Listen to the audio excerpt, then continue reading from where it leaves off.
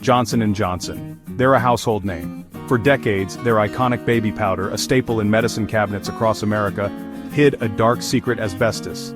Thousands of lawsuits were filed against J&DJ, alleging their baby powder caused cancer.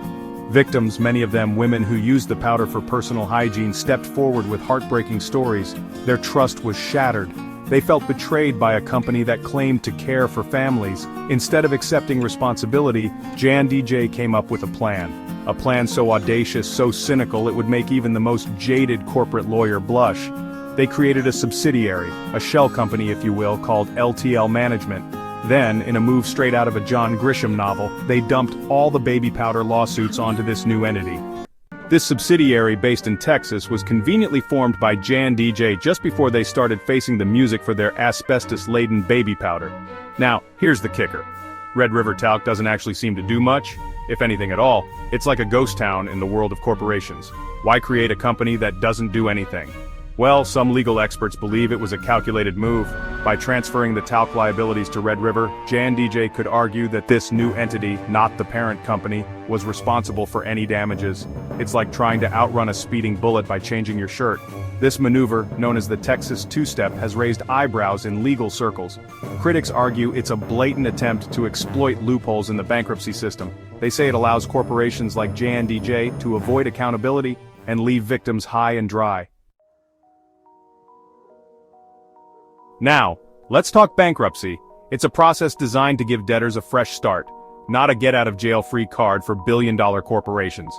But that's exactly what J&DJ tried to do. They pushed LTL Management, their conveniently created subsidiary, into bankruptcy. The goal? To halt all those pesky lawsuits and force victims to fight for scraps in bankruptcy court.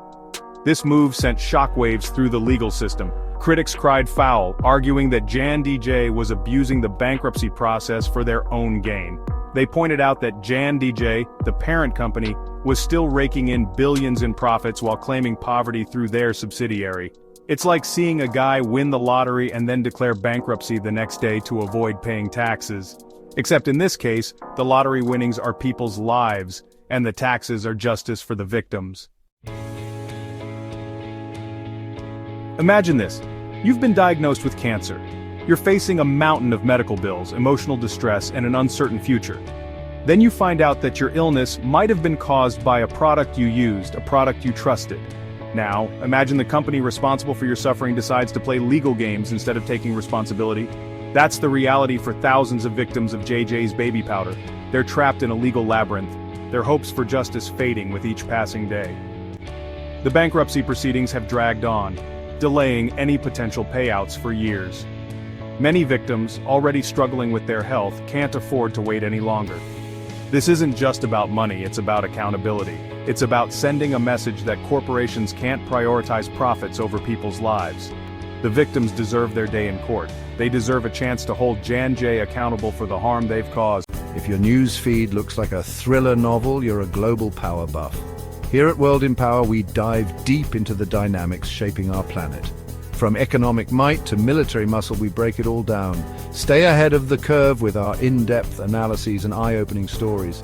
Hit subscribe and ring that bell icon. Let's navigate the world of power together. Your journey to global insight starts here.